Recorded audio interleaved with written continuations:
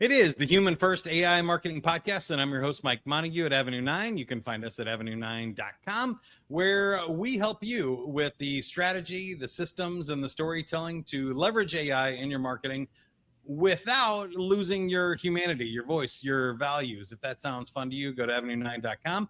And to help us with that this week is Dr. Angela C. Meyers. You can find her at drangela.myers.com. And the new book is Versatile: Human Intelligence in an Artificial Age. And she is the creator of the Polymaths place, which is all of those multi-dimensional learners, people that are adapting and learning new things and love the challenges of being multifaceted in what they do versus just kind of locking into one thing, which I feel like, Angela, is probably a pretty tough road with the amount of disruption, uncertainty, fear, and doubt that we have. Like, I heard a study that kids graduating college now will have like 9 different careers throughout their lifetime, and 7 of those have not been invented yet. Like, podcasting was not a thing when I went to college and stuff. So I feel like we're all going to have to be a little bit of a polymath. What's your take on it? Yeah, absolutely. Well, you know, just to kind of set some context, we lived in an age of specialization for a while, you know, like Ford's assembly line sort of approach, and even knowledge work was divided up into siloed areas of expertise, right? And that worked for a while. Like, we made advancements and developed fields more deeply, but there were some downsides to specialization, which is that information became really fragmented. And so there weren't as many of us sort of looking around at the whole picture and understanding cause and effect and consequences and downstream unintended results that can happen.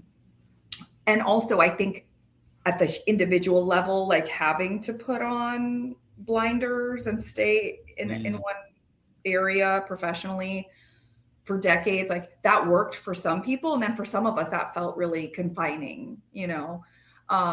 So, and now, gosh, now that AI is here, I don't think we're in the age of specialization anymore. So many specialized knowledge tasks can now be automated. And so there's this opportunity I think we humans have to sort of zoom out and see the bigger picture, to ask really smart questions, to connect the dots, to get even more creative.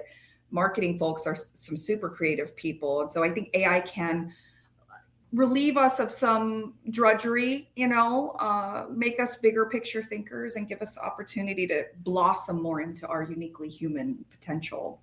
Yeah, I was really excited about this conversation because I haven't talked much about this side of it before, but some interesting things are happening where it's kind of getting polarized, where you either better be super specialized and have some sort of skill that nobody else in the world has, or AI isn't coming for.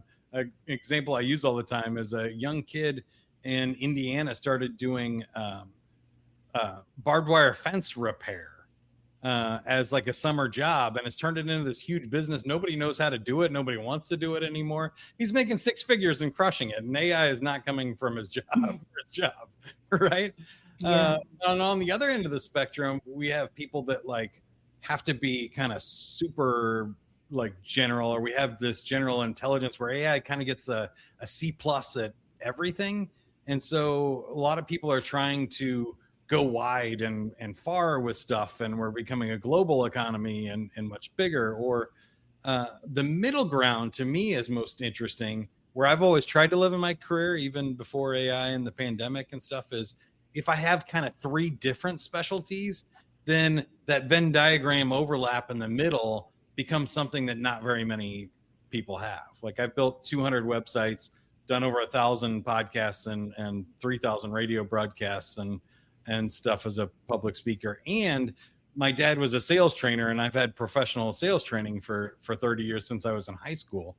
So when you combine those things, you get a podcaster about marketing, but not too many people kind of have that background, which I feel like makes me more valuable than if I just had any one of those sets for 30 years. How do you see kind of the future of work, or the trends in work shifting in this way right now. Yeah, well, if there are tasks that are routine and stable and predictable, they're likely to get automated, you know? Yeah. And so the best thing we can each do to make ourselves safer is just to keep learning, and not just in one area, but to do like you've done, become like a multi-specialist.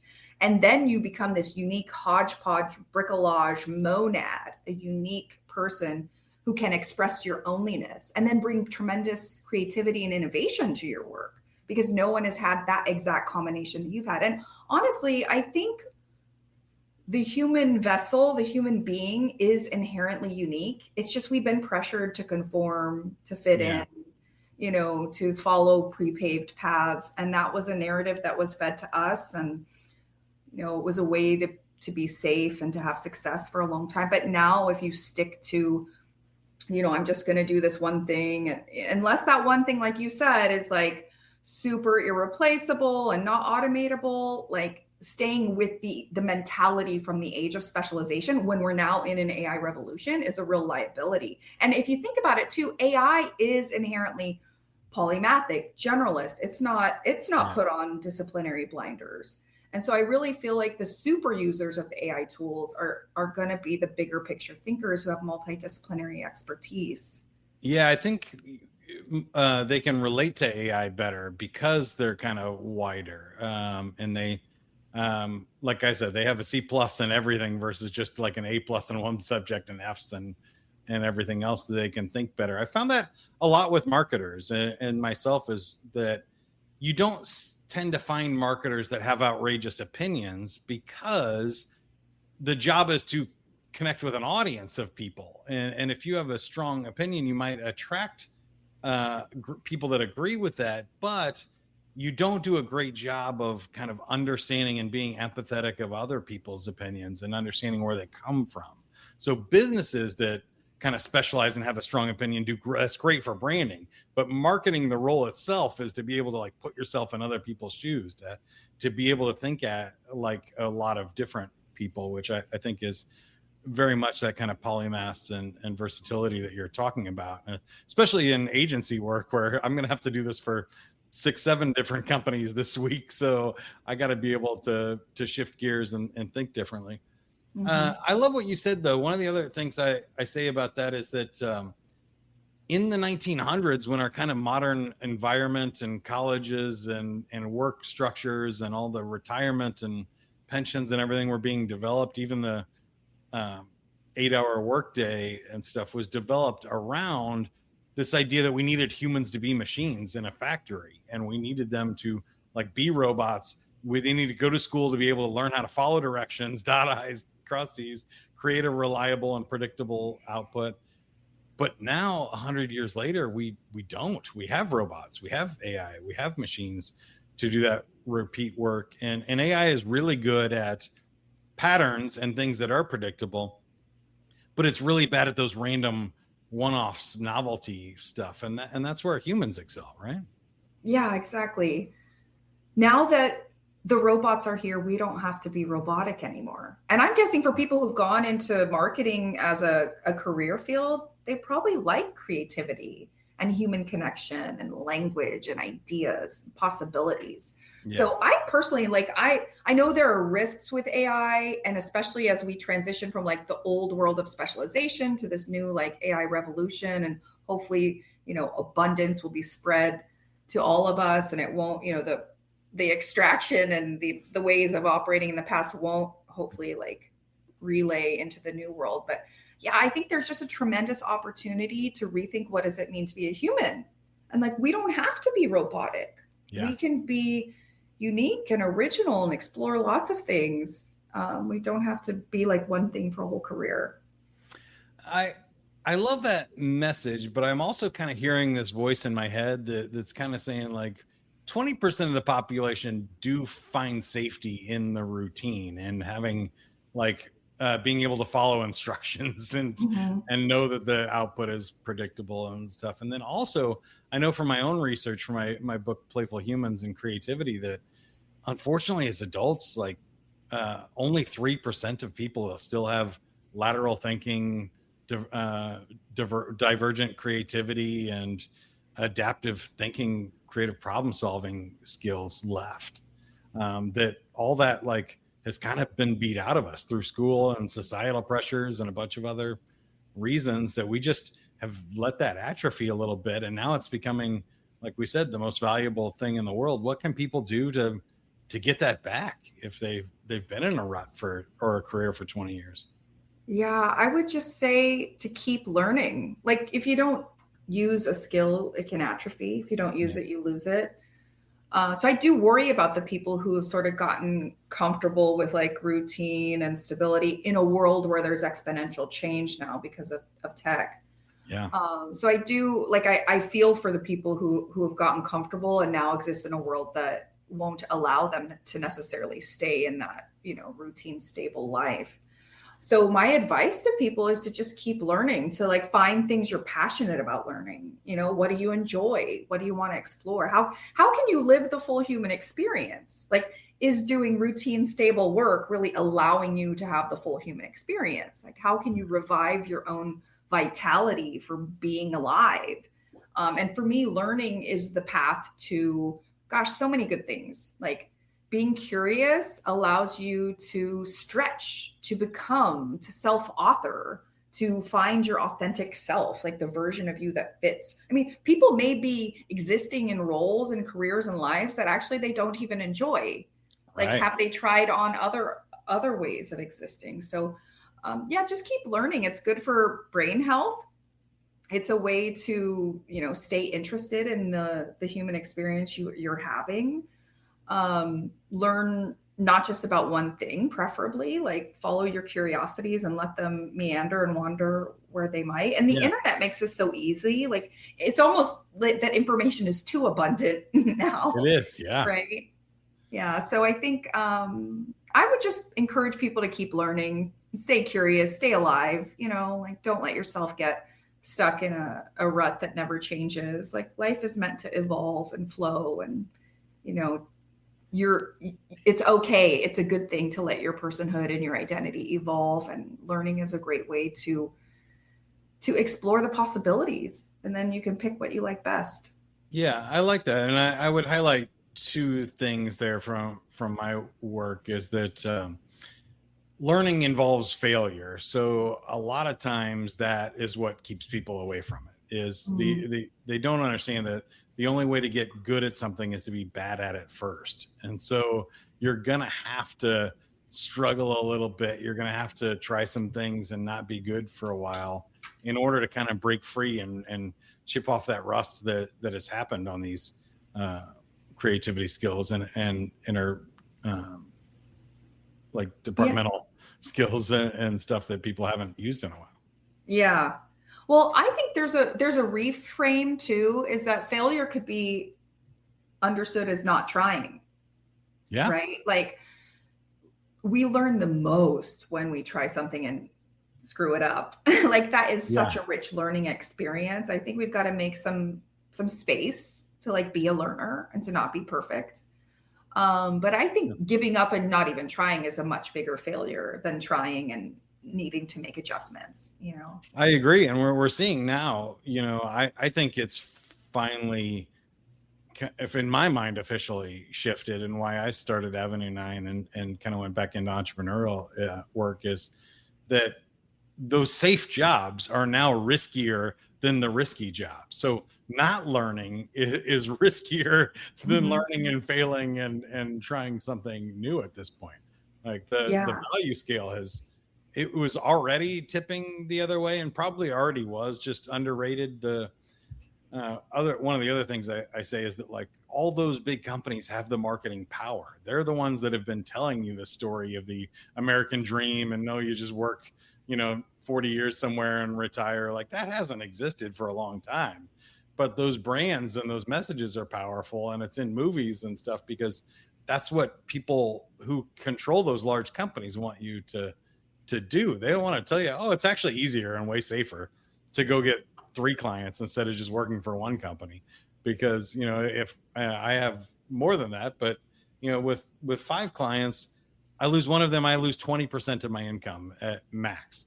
you lose your one job, you lose 100% of your income and safety and security. So I think it's I think the math has shifted on this officially. And the other thing I wanted to add was to reframe failure is I think that play is a great way to do that. These don't have to be large, like, oh, I have to go get another degree now, or I have to go like master another discipline. This can just be a fun experiment. I can learn how to use AI to make something cool for Christmas for my kids, or to plan the family vacation, or to experiment with a creative writing project I've always wanted to do. It doesn't have to be a major, like, I need to go get an AI certification right away or I'm going to lose my job. Do you have any advice or examples that you've seen of people kind of leveraging these outside of the business world?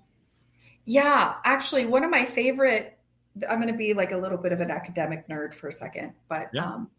there was a researcher, a polymathy studies expert called Robert Root Bernstein. And one of the favorite articles he wrote was about Nobel laureates. Like, he looked at people who were nominated for Nobel Prizes. So these are going to be like top people. And he wanted to understand, like, what's the difference between people who are nominated and win, and nominated and don't win.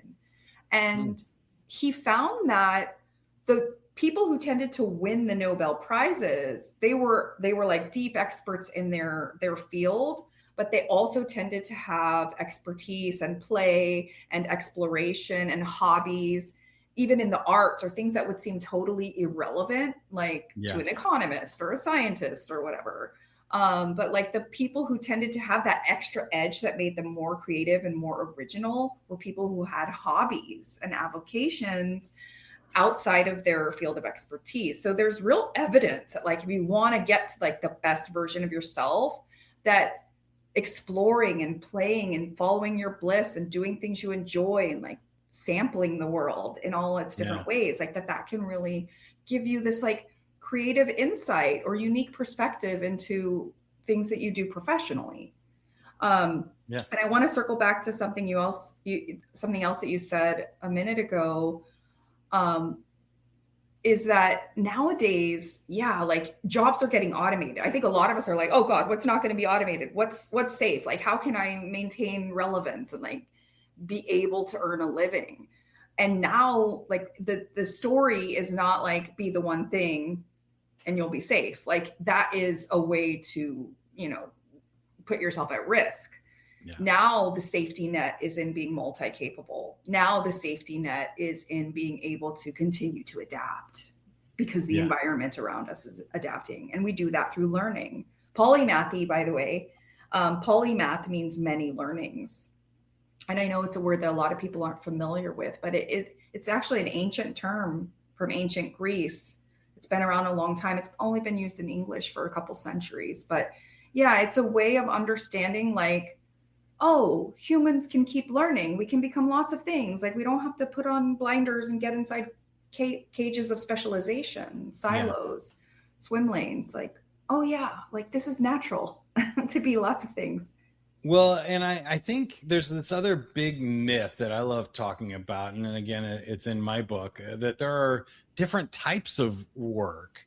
That, okay, if you're a downhill skier, a bobsledder, a swimmer in your lane, like, you're only being measured on speed at that point. So there's one measure of success, and anything you can do to optimize, like, you got to get good at going fast. That's the only thing. Now, athletes perform better in other sports where, like, Patrick Mahomes, I'm from Kansas City, is like considered the best quarterback in the NFL right now. He played baseball as a kid. He played a bunch of other sports, and it turned him into a better athlete because he was using different parts of his brain, different muscles, different flexibility that improved the one that he got really good at. But I think people mistake work that has to be measured, and like there's minute change in 1% better. And especially in marketing, we get this like, well, can we increase our open rate or our click-through rate or our conversions? And get focused on what we can measure because it's easy to see whether it goes up or down. And we miss the point of, well, did we connect emotionally with this person, or did we have to do some thinking and research and disciplines, like to come up with something to actually get that campaign to go.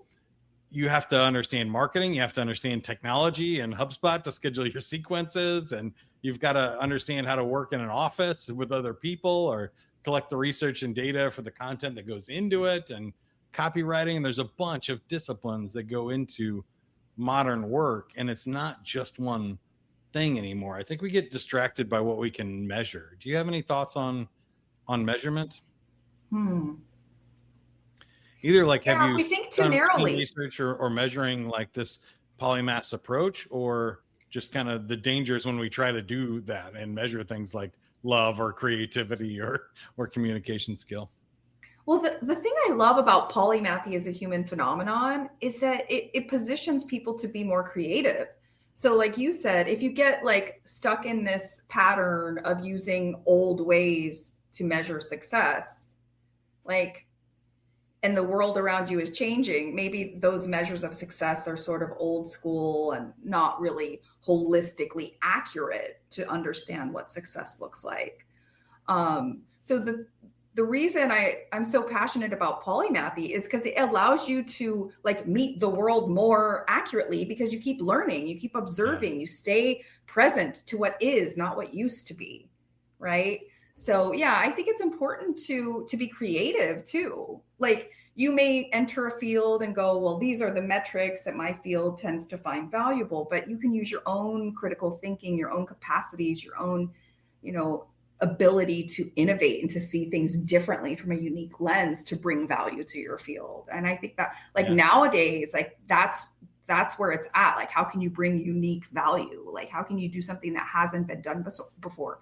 How can you see something in a new way where people go, oh yeah, that's so true, And you're better positioned to be able to do that if you've lived life more fully and not just been stuck in doing what you did today, like you did it for the last 10 years. Like that is not useful for innovation. It's not useful for your brain health. It's not useful for career safety. Like, we've got to keep learning and adapting. We're not in the old world anymore. We're in like a very tech-driven, AI-enabled, algorithmically influenced, world.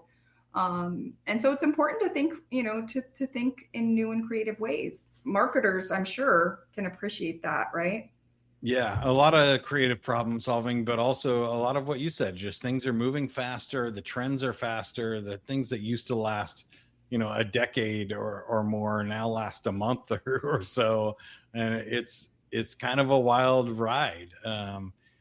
It's really interesting. I'm sure everybody feels this way, but like, as I get to middle age and stuff, I start thinking, am I just getting older? Is it harder to keep up? But I feel like it's just harder to keep up because AI is so big and so complicated. No one person can know everything there is to know about it. And same thing with marketing. There, as we talked about, there's email marketing, there's content marketing, there's pay-per-click advertising, there's branding, there's PR, there's television advertising, multimedia. No one person can be an expert in all of those things. So in most businesses, we need someone who is a polymath, who can understand a little bit of all of those things to make those connections that you were talking about and see opportunities where those things overlap. And then if we need a specialist, we can go find and hire one. But having only a specialist inside your company isn't really valuable anymore. It's just too complicated. But if you get a lot of people together that know a lot of things about a lot of different disciplines, now you've created a lot of opportunity for luck, because there's a lot of overlap, there's a lot of opportunities, and a lot of ways to make new connections that weren't there before. Well, AI isn't specialized. I mean, it may have specialized knowledge. It may be able to go deep, but it's not going to go deep in only one field. So if you're wanting to leverage AI and you don't want to be sort of tricked by, AI that's leading you astray, like it's in our best interest to become bigger picture thinkers, to learn, maybe we don't have to become expert in everything because that's not realistic, but, have a couple fields where you've got some deep expertise, and then keep learning broadly. That's how you're going to be able to work with AI and leverage AI, since it is a generalist polymathic kind of intelligence, right? I think the super users of AI tools are going to be polymathic generalists. who are good at learning. They value continual learning. They don't just want to get stuck in, doing the same thing over and over. Right. I think that is great. And you highlighted something there that I've been trying to explain. I don't have a really great way to explain it other than AI, as I said earlier, gets like a C+ in every discipline. And so if you don't keep up your learning, like you just said, you think, oh, AI is super intelligent because it knows way more than me in a whole lot of things. Anything I can think of, it knows better than me. But once you look in your discipline, if you ask AI about something that you know a lot about, you go, well, it's not wrong, but it's a C+ answer. Like any good accountant, if you asked an accounting question to AI, would go, well, yeah, it's kind of technically right, but there's a lot more nuance to it than that. And I think that's what you're saying is the more you learn, the more you realize kind of AI doesn't know what it's talking about. That's a hallucination, or it's a partial answer, but it's not the right strategy for this context, because you can process just much more about yourself, your situation, your audience than AI can at this point. Which I think people struggle with. I think they see it as like a super intelligent being. Like, let me just ask Claude, it knows everything. And that's not the case. It's kind of, it can make up a believable answer in anything, which is a vastly different outcome. So I find that what you just said very powerful. I had one last thought about AI that I wanted to ask you, which is, I feel like we're in this time where people say like, I'm just not good at it, or I'm not a techie person, especially kind of the older they are in general. They'll say, well, that's never been my thing. And so maybe they can be a polymath and a lot of other stuff, or they know about woodworking and electrical or something, but they say AI or technology is not my thing. Do you have any thoughts on kind of this age or our ability to learn it, or why this should be one of your core disciplines if you're going to pick one? Well, AI is not going away, and it might be one of the biggest deals in all of human history. I mean, it's totally reshaping work. It's going to, it's having impacts in our economy with robotics as well. Like, we're not that far away from, humanoid robots living in our homes and working. It's going to be in our lifetime. That's nuts. Yeah. Like, they're already, in existence. They're just not spread to the masses yet. Even like the brain chips on the neocortex, like there's just so much coming. And I don't think it's a good idea to pretend it's not happening. I think there's value in being with reality as it really is. And also sort of doing what you can to become aware of what's coming ahead of time, to mentally prepare yourself for the sci-fi movie that we're entering. Yeah. Which one do you think we'll end up in? I'm rooting for utopia. I am not, I don't want the dystopian version of, AI and robotics, of course. So I think it's like such a critical time in human history, and AI can be a tremendous blessing, especially for people who are working, or even people who are retired, even like, wow, you could still keep learning with AI. But like you said, we don't want AI to lead us astray. So we still have to use our human faculties to be critical thinkers and to double check things. But keep in mind too, the AI is getting better quickly. Like, we're kind of in an exponential curve. I think a lot of people haven't understood that AI doesn't advance in a linear fashion. It builds off of itself. And we're really like in this exponential curve now. So things are changing quickly. We've got to keep on our toes, stay adaptable, keep updating your mental models through learning. Learning is the method. We update our software that is our mind. Just AI is not going away. So even if you don't consider yourself a tech person, maybe see if you could stretch yourself just a little bit to practice it, to trial, One of my favorite coaches says, if you can't get out of it, get into it. And I feel like that's the situation we're in. It's not going away. So you better learn how to get into it and figure it out. I mean, I love using AI. Do you? Yeah. I mean, what's your experience with it? All the time. Yeah. Incredible. I've found ways to do a lot of really cool stuff with it. But I think because I'm a polymath and I've understood, I'm also a techie, I kind of understand its limitations more, and I understand how to think about it, because I've been in this fight for like 20 years now, where once social media came out and people started talking about social selling and boosting and just join 50 groups, add 1,000 followers, and just start like spamming the hell out of people, I was like, whoa, like that doesn't scale. We can't all do that, or we would all be shouting and nobody would be listening, and the platform's worthless, which is exactly what we have now. It just kind of took AI to be the overwhelming thing again that like tipped the scale for me, where I go, oh, this is different. We can, it kind of raises the floor for everybody, but it allowed so many people to create so much marketing that now it's overwhelming. And I think the strategy has to switch back to how can we use AI to be more human, have better conversations, like connect or give us knowledge we wouldn't otherwise have, and help us learn and grow. But I like using AI to try to figure out how to make the humans better versus trying to make the AI more human. That seems like a bad idea and a good way to end up in the Terminator. So we've been talking to Angela C. Meyers at YouTube is her handle there, drAngelaMyers.com, and the book, Versatile, Human Intelligence in an Artificial Age. So she didn't have to put the word intelligence twice in her subtitle. It was nicely done and good marketing there, Angela. Tell us about the book and how you can help us or we can help you.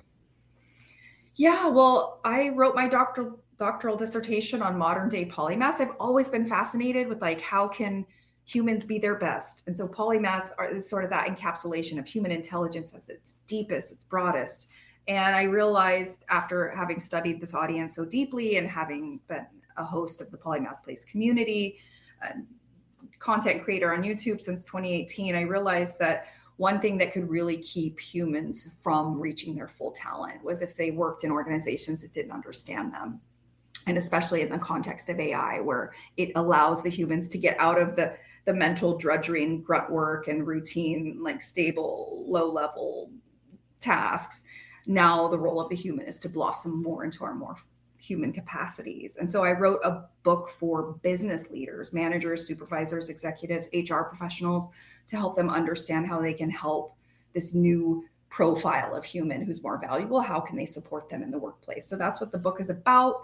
If anyone's interested in my work, I have an assessment tool. I have a collective intelligence laboratory, leadership training. I've been in the organizational development space for a long time, and I'm really passionate about human potential individually and collectively. So check out my book, Versatile, if any of that's of interest to you. Sounds awesome. I can't wait to check it out, and good luck with the book and the launch. As far as Avenue 9 goes, Mike Montague on LinkedIn or YouTube are my channels, and avenue9.com. It's easy to find. So if you want help figuring this out for your company and how to put this into play, figure out what kind of strategies we need to reach our audience in this ever-changing world, or what kind of AI systems work with what kind of messages and channels we're trying to reach. But my favorite part is the storytelling part. A lot of people have trouble doing marketing on themselves because you can't read the label from inside the bottle. And so it helps to have somebody like me come in and just interview you, the founder, the top salesperson, your best customers, or your vendors and partners, and put together that story that then you can use AI to go amplify and get on all those channels you're trying to do. If that sounds like fun, go to avenue9.com. Otherwise, keep going, have fun with it, and we'll see you next time. Bye, everybody.